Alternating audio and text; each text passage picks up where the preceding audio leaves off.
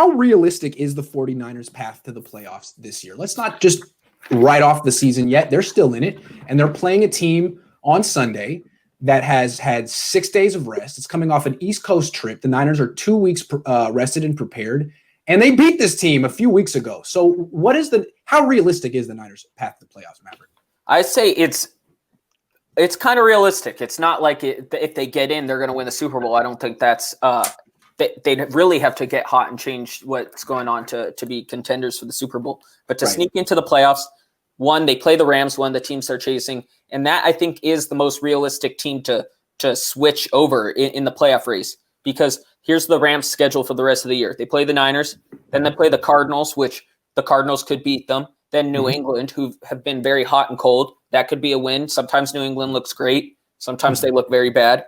Then the Jets, which I think we can all agree is probably going to be a Rams win. But then Seattle and Arizona again. And Seattle and Arizona could be fighting for that 1 seed those last 2 weeks of the season and could really need those wins. And if the Niners can just beat the Rams this week and then beat Dallas and Washington, that's kind of, I think that would put them at the same amount of wins if you count those last 2 weeks as losses for the Rams. So then they have the tiebreaker, and then the other last 2 games, they would just have to be even. Well, that's what you just laid it out. Thank you, Maverick. Yeah, that's a tough one to follow there, Maverick. I can put out a chart later on Twitter. I would appreciate it. I like a visual, a flow chart. Yeah, we need a visual representation.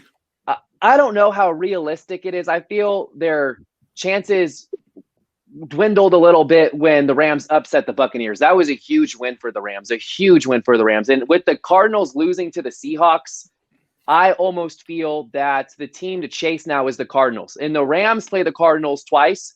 So if the Rams sweep the Cardinals, then all of a sudden you're fighting for that 7 seed between the Cardinals, the Rams, the Seahawks. It's so jumbled between the NFC West teams. It's a stretch to see the Niners getting in. I believe their percentage, the likelihood is around 5%. I don't know if it increased over the course of the weekend or over the course of the Thanksgiving games, rather. It's a long road ahead. If they can finish 9-7, 10-6, that may do it, but they'd really have to play well. And depending on the health of Raheem Mostert and Deebo Samuel, that's the bottom line right there. If you don't have those guys, if they can't stay on the field for the remaining 6 games, there's no shot. True. True. Yeah. I think it's very realistic. I was the guy 2 weeks ago who said they were done. They were out of it and completely reversing course.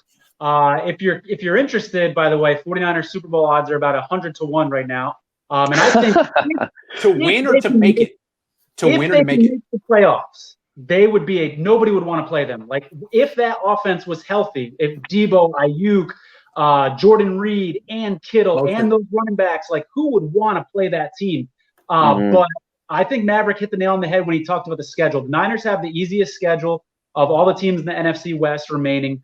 I think their path is jumping either the Cardinals or the Rams. Maverick laid it out nicely that the Rams are maybe the easiest team to jump. How about the Cardinals? Does anybody trust Cliff Kingsbury, who doesn't have a history of winning in college, to not blow this? I mean, they're playing the Patriots this week. I think the Patriots could upset the Cardinals this week very easily. What we have to keep in mind, though, is that with the tiebreakers, the 49ers currently have the tiebreaker right now with the Rams. The Cardinals currently have it with the 49ers. So the Niners would have to beat the Cardinals and then also, if they tied, also get that next tiebreaker as well. So we know either the Bucs or Saints. Let's assume one of those is going to win the division and one is going to get a top wild card spot or a wild card spot. It really is those other 2 teams in the NFC, and I could see either of them choking easily.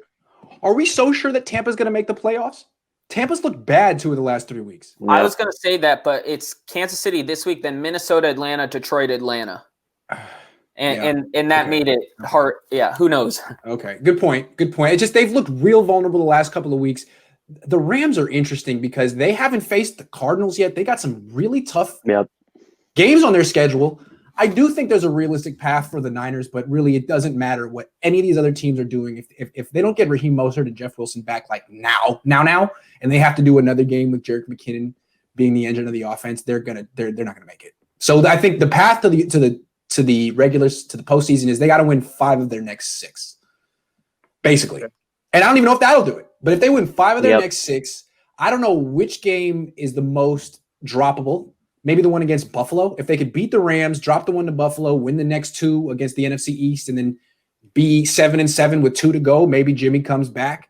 Maybe they're healthy. Maybe the team that no one wants to face shows up week 16 as opposed to the wild card round and they go on a little run. It could happen.